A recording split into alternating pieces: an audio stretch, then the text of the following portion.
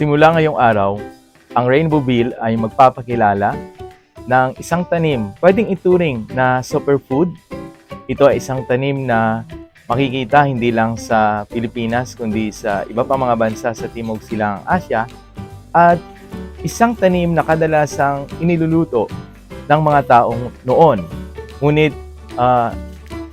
lately, parang hindi na siya masyadong makikita natin sa mga palengke, maging dito sa Balasan o sa mga karatig bayan ng Iloilo. Gusto namin ipakilala sa inyo ang bago. Ito po ang tanim na bago. Itinanim ito dito sa Rainbowville ng president ng ating student government, si Leon Ganson Polytechnic College, kasama yung kanyang vice president. Ito po yung nabili namin sa, matagal na, nabili namin sa Bagakay, San Dionisio. Dahil doon lang yata maraming ibinebentang dahon ng bago para gawing gulay. Ang ginugulay po na bahagi ng bago ay itong talbos. Katulad nito.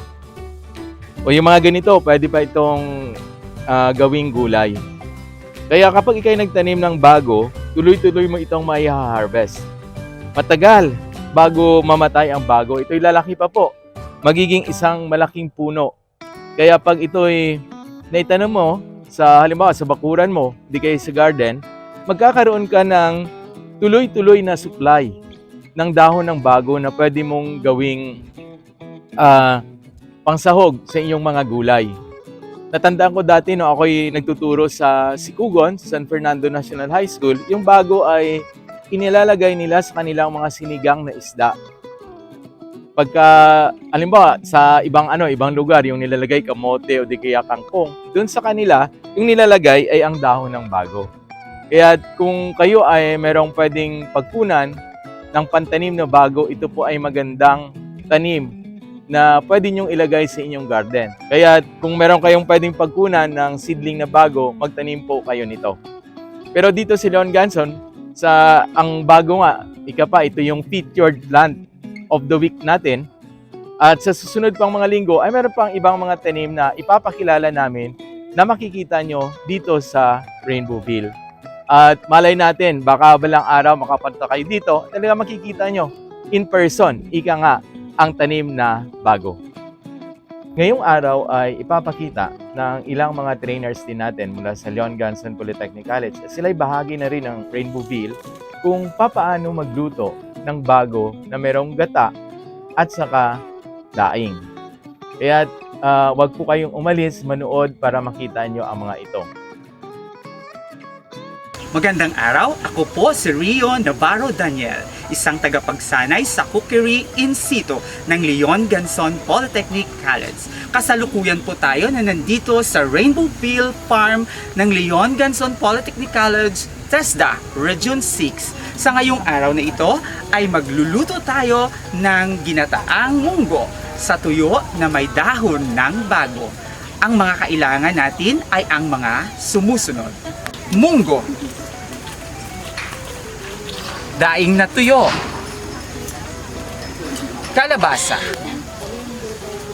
tanglad, kamatis na nagmula sa halamanan ng Rainbowville, sili, luya, sibuyas, at saka talong. Para sa special natin na ingrediente, kailangan natin ng dahon ng bago at saka sibuyas na dahon.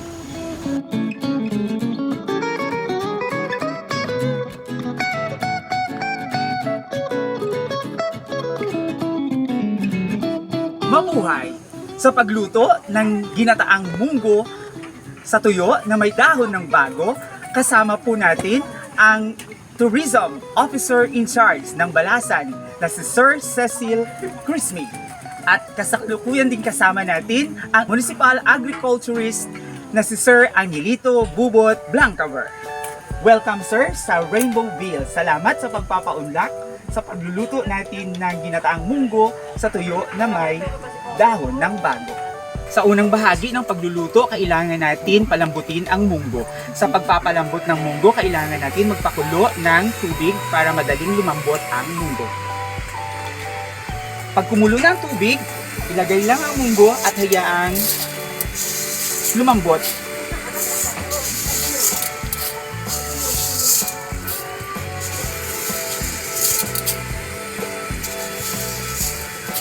Kapag lumambot na ang munggo katulad nito, kailangan na nating isunod ang mga ibang sangkap katulad ng kalabasa kasi siya yung matigas na sangkap.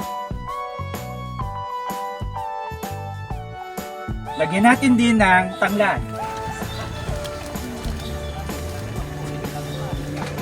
Ilagay na din natin ang tuyo or daing.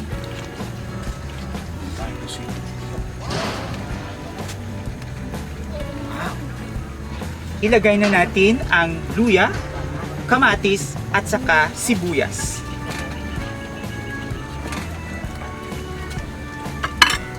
At salamat.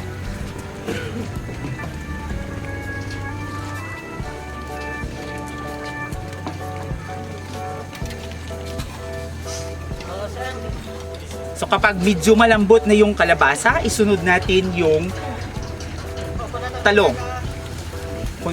Native na talong.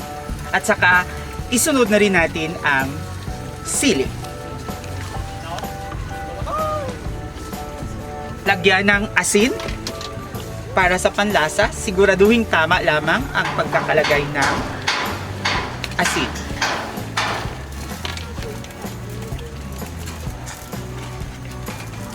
Halu-haluin hanggang sa maluto ang mga ingrediente.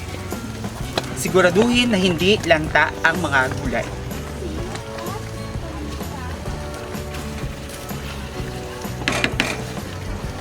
Para sa panghuling bahagi ng sangkap at saka sa espesyal natin na ingrediente, kailangan na natin ilagay ang dahon ng bago.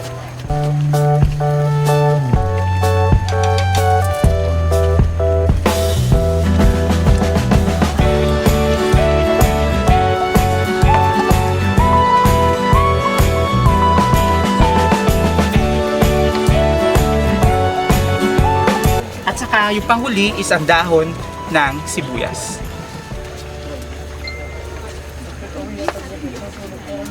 Yan, luto na ang ating ginataang munggo sa tuyo na may dahon ng bago.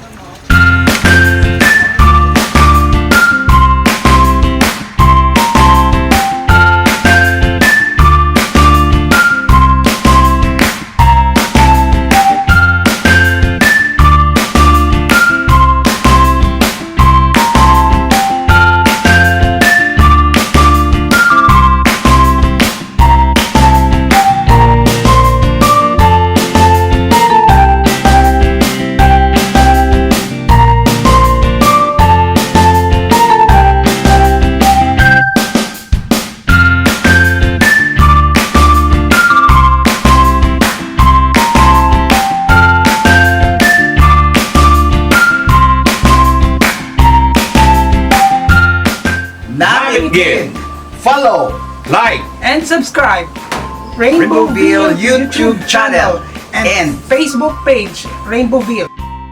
Abangan ang susunod na video ng tinulang manok na may talbos ng bago.